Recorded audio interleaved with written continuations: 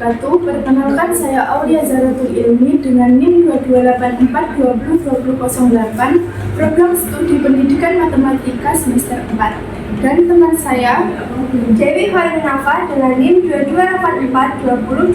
2284202018, program studi pendidikan matematika semester 4. Video ini dibuat untuk menyelesaikan salah satu tugas program linier dengan dosen programku yaitu Ibu Dwi Cahyani Nur Apriyani.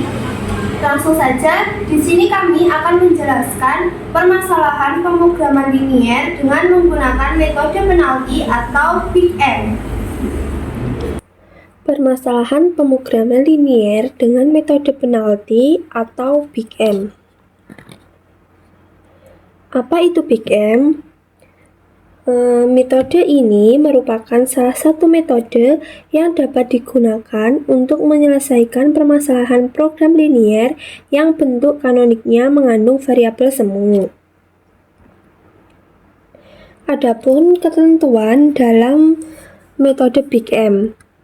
Yang pertama yaitu fungsi kendala tidak hanya dibentuk oleh pertidaksamaan kurang dari sama dengan, tetapi juga oleh pertidaksamaan lebih dari sama dengan dan atau sama dengan.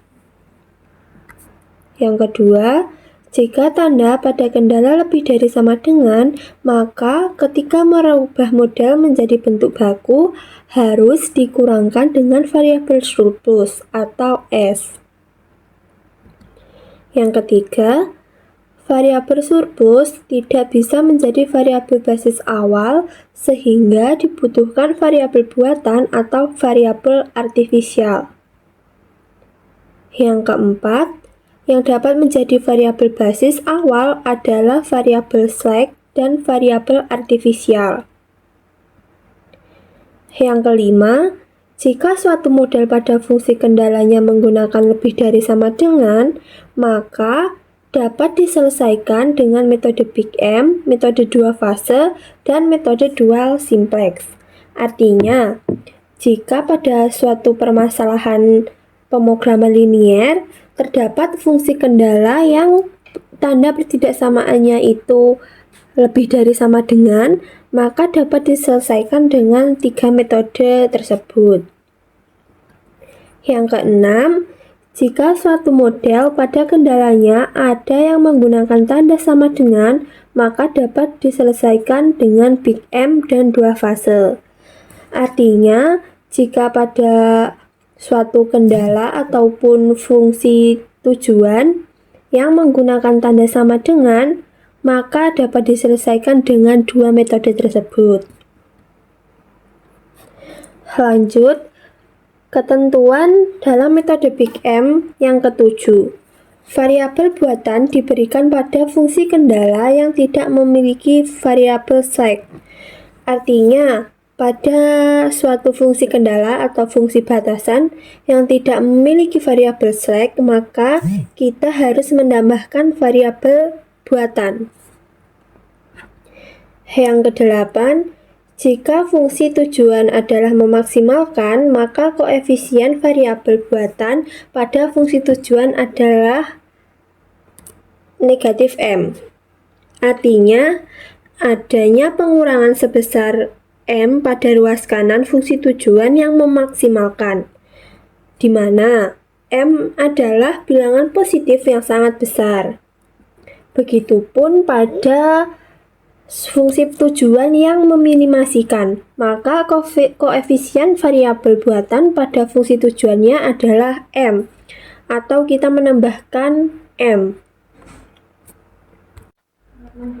Selanjutnya, diberikan soal dengan meminimumkan Z sama dengan min 3x1 plus x2 plus x3 dengan batasan pertama yaitu x1 min 2x2 plus x3 kurang dari sama dengan 11 dengan fungsi batasan yang kedua yaitu min 4x1 plus x2 plus 2x3 lebih dari sama dengan 3 dan fungsi kendala yang ketiga adalah 2x1 min x3 sama dengan min 1 x1, x2, dan x3 lebih dari sama dengan 0 Selanjutnya, kita akan mengubah fungsi tujuan dan fungsi batasan menjadi bentuk kanonik. Perhatikan fungsi batasan yang pertama, yaitu X1 min 2X2 plus X3 kurang dari sama dengan 11. Karena tanda pertidaksamaannya kurang dari sama dengan, maka kita menambahkan variabel slack, yaitu bentuk kanoniknya X1 min 2X2 plus X3 plus S1 sama dengan 11. Fungsi batasan yang kedua yaitu min 4x1 plus x2 plus 2x3 lebih dari sama dengan 3. Karena tanda pertidaksamaannya lebih dari sama dengan, maka kita akan mengubah tanda tersebut ke kurang dari sama dengan cara mengkalikan kedua ruas dengan negatif 1. Dengan hasil 4x1 min x2 min 2x3 kurang dari sama dengan min 3. Nah, pada kendala ini nilai ruas kanan negatif. Seharusnya pada metode Big M nilai ruas kanan tidak boleh negatif. Maka dari itu, kita harus mengubah kendala tersebut agar nilai kanannya tidak negatif dengan cara mengkalikan X1 dengan mengalikan ruas kanan dan ruas kiri dengan negatif 1 dengan hasil min 4x1 plus x2 plus 2x3 sama dengan 3. Dari fungsi batasan tersebut, kita dapat menambahkan variabel slack dan variabel semu. Mengapa kita menambahkan variabel semu? Karena tadi nilai ruas kanan berbentuk negatif. Jadi kita menambahkan variabel semu dengan hasil min 4x1 plus x2 plus 2x3 plus s2 plus r1 sama dengan 3.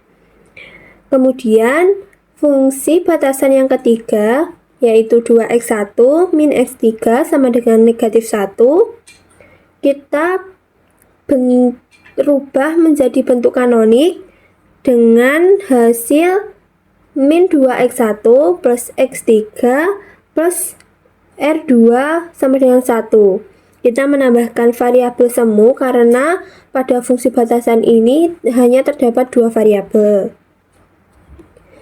Karena fungsi batasan 2 dan fungsi batasan 3 terdapat variabel semu, maka kita menambahkan variabel atau menjumlahkan variabel semu tersebut. Mengapa kita menjumlahkan variabel semu tersebut? Karena fungsi tujuannya kita menambahkan M. Jadi, fungsi tujuannya yaitu z sama dengan min 3x1 plus x2 plus x3 plus m dikalikan r1 plus r2. Perhatikan fungsi batasan yang kedua yaitu min 4x1 plus x2 plus 2x3 plus s2 plus r1 sama dengan 3. Kita pindahkan R1 ke ruas, maksud saya dipindah ruas. R1 sama dengan 3 plus 4x1 min x2 min 2x3 plus s2. Kemudian fungsi batasan yang ketiga min 2x1 plus x3 plus r2 sama dengan 1. Kita pindah ruas menjadi 1 r2 sama dengan 1 plus 2x1 min x3. Maka R1 plus R2 sama dengan 4 plus 6x1 min x2 min 3x3 plus s2. Kemudian bentuk kanonik dari fungsi tujuan. Min z atau meminimumkan z sama dengan min 3x1 plus x2 plus x3 plus m dikalikan r1 plus r2. kita memasukkan nilai yang telah kita hitung tadi, yaitu penjumlahan R1 plus R2, yaitu dengan hasil min 3x1 plus x2 plus x3 ditambah M dikalikan 4 plus 6x1 min x2 min 3x3 plus s2 sama dengan min 3x1 plus x2 plus x3 plus 4m ditambah 6x1m min x2m min 3x 3m plus m s1. Pada m dikalikan R1 plus R2 itu kita tinggal mengkalikan, yaitu M dikalikan 4, M dikalikan 6x1, M dikalikan x2, dan seterusnya. Lanjut, min setelah terdapat hasil, kita jumlahkan dengan fungsi tujuannya yang sebelumnya, yang min 3x1 plus x2 plus x3. Dengan hasil akhir min 3 plus 6mx1 ditambah 1 min mx2 ditambah 1 min 3mx3 ditambah ms2 plus 4m. Selanjutnya kita pindahkan ruas Z menjadi Z plus 3 min 6mx1 plus min 1 plus mx2 plus min 1 plus 3mx3 min ms2 sama dengan 4m. Dengan batasan yang pertama yaitu x1 min 2x2 plus x3 plus s1 sama dengan 11, dan fungsi batasan yang kedua min 4x1 plus x2 plus 2x3 min s1 plus r1 sama dengan 3. Selanjutnya fungsi batasan yang ketiga min 2x1 plus x3 plus r2 sama dengan 1. x1, x2, dan x3 lebih dari sama dengan 0. Selanjutnya, setelah kita merubah fungsi batasan dan fungsi tujuannya ke dalam bentuk baku atau bentuk kanonik, kita harus membuat tabel atau iterasi awal yang seperti ini tabelnya, di mana variabel diisi dengan Z atau fungsi tujuan, terus X1 diisi dengan 3 min 6M, X2 nya min 1 plus M, X3 min 1 plus 3M, dan seterusnya. Begitupun dengan fungsi batasan, kita masukkan sesuai kolom atau sesuai nilainya. Selanjutnya kita mencari kolom kunci, baris kunci, dan unsur kunci atau pivot. Untuk mencari kolom kunci yaitu kita memilih nilai positif yang terbesar. Nah, di sini kita memiliki dalam nilai Z yang bernilai positif besar yaitu pada X3 yang bernilai negatif 1 plus 3M. Kemudian untuk mencari baris kunci kita harus lihat nilai rasio terlebih dahulu. Untuk mencari nilai rasio yaitu dengan nilai kanan dibagi dengan kolom kunci X3 yaitu 11 bagi 1 yaitu 11, 3 bagi 2, 3 per 2, 1 bagi 1 yaitu 1. Dengan mencari titik kunci kita melihat rasio dengan nilai paling terendah yaitu 1, maka kita mendapatkan titik kuncinya yaitu 1.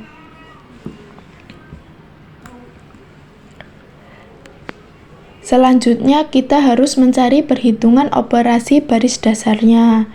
Di sini kita misalkan B0-nya yaitu Z, B1 S1, B2-nya R1, B3-nya yaitu R2. Maka pada unsur kunci yaitu B3 itu harus nilainya sama dengan 1, sedangkan di kolom kunci selain pada B3 ini harus nilainya menjadi 0. Seperti pada metode numerik atau Gauss-Jordan. Maka di sini pada kolom kunci sudah terdapat nilai 1, maka B3 baru sama dengan B3 yang lama. Untuk mencari B0 yang baru, di sini terdapat nilai negatif 1 plus 3M. Agar nilainya menjadi 0, maka kita kurangkan dengan negatif 1 plus 3M dikali B3 yang baru. Untuk mencari B1 yang baru, di sini kan terdapat nilai 1. Agar nilainya menjadi 0, maka kita kurangkan dengan B3 yang baru. Selanjutnya untuk B2 yang baru, di sini kan bernilai 2. Agar nilainya menjadi 0, kita kurangkan 2 dikali B3 yang baru, yaitu seperti perhitungan berikut. Dengan hasil B3-nya yaitu negatif 2, 0, 1, 0, 0, 1, 1. Terus B1-nya dengan hasil 3, negatif 2, 0, 1, 0, 0, negatif 1, 10. B2-nya yaitu dengan hasil 0, 1, 0, 0, negatif 1, 1, negatif 2, 1. Terus untuk B0-nya yaitu 1, negatif 1 plus M, 0, 0, negatif M, 0, negatif 1 plus 3M, 1 plus M. Ya, selanjutnya kita masukkan pada tabel selanjutnya, yaitu pada tabel kedua pada literasi 1. Sama seperti yang pada tabel pertama, kita mencari titik kunci. Titik kunci terlebih dahulu. Di sini terdapat titik kuncinya yaitu 1. Maka untuk perhitungan operasi baris dasarnya yaitu B2 baru itu kan sudah bernilai 1, maka di sini B2 yang baru sama dengan B2 yang lama. Kita tinggal menuliskan saja, yaitu dengan hasil 0, 1, 0, 0, negatif 1, 1, negatif 2, 1. Selanjutnya untuk mencari B0 yang baru. B0 baru kan di sini terdapat nilainya negatif 1 plus M. Maka agar nilainya menjadi 0, maka kita kurangkan dengan negatif 1 plus M dikalikan B2 yang baru. Dengan hasil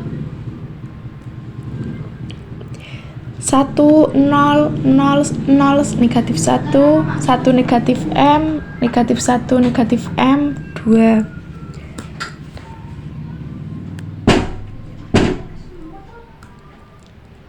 Selanjutnya untuk mencari B1. Di sini kan B1-nya bernilai negatif 2. Agar nilainya menjadi 0, maka kita ditambahkan 2 dikali B2 yang baru. Dengan hasil nilai yaitu 3, 0, 0, 1, negatif 2, 2, negatif 5, 12. Selanjutnya kita masukkan pada tabel ketiga, yaitu literasi kedua. Sama seperti yang pertama, yaitu kita harus mencari kolom kunci, baris kunci, dan unsur kunci atau pivot. Di sini terdapat titik kuncinya yaitu 3. Untuk perhitungan operasi barisnya, kita misalkan terlebih dahulu, yaitu B0-nya Z, B1-nya S1, B2-nya R1, B3-nya R2. Di sini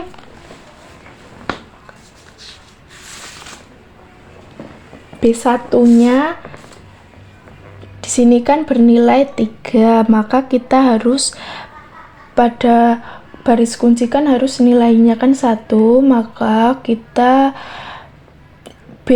B1 yang lama kita bagikan dengan 3 agar nilainya menjadi 1. Selanjutnya untuk mencari B0 yang baru. B0 kan di sini nilainya 1. Agar nilainya menjadi 0, maka kita kurangkan dengan B1 yang baru. Selanjutnya yaitu B3 yang baru. Di sini kan B3-nya terdapat nilai negatif 2. Agar menjadi nilainya 0, maka kita tambahkan 2 dikalikan B1 yang baru. Untuk pada baris B2 yang baru, di sini kan terdapat 0. Maka kita kan mencari untuk kan nilainya agar menjadi 0. Di sini kan sudah 0, maka kita tidak lagi untuk menghitung. Maka B2 yang baru itu yaitu B2 yang lama. Yaitu seperti berikut perhitungannya. B1-nya dengan nilai 1, 0, 0, 1/3, negatif 2/3, 2/3, negatif 5/3, 4. Selanjutnya B2-nya yaitu tetap dengan nilai 0, 1, 0, 0, negatif 1, 1, negatif 2, 1. B0-nya yaitu B0-nya kurangi B1 dengan nilai 0, 0, 0, negatif 1/3, negatif 1/3, 1/3 min M, min 8/3, negatif 2. Untuk B3-nya dengan hasil 0, 0, 1, 2/3, negatif 4/3, 4/3, negatif 7/3, 9. Selanjutnya kita masukkan pada tabel literasi 3 yaitu optimal, yaitu sebagai berikut.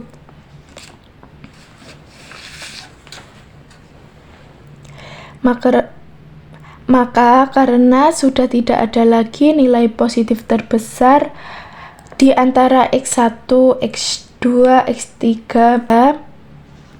di baris Z, maka kita sudah menemukan solusinya.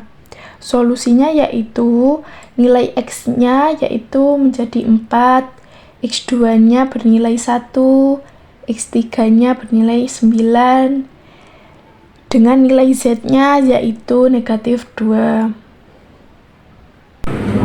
Sekian video dari kami. Apabila pada penjelasan terdapat kesalahan dalam penyampaian, kami mohon maaf sebesar-besarnya. Semoga video ini dapat bermanfaat bagi kita semua. Wassalamualaikum warahmatullahi wabarakatuh.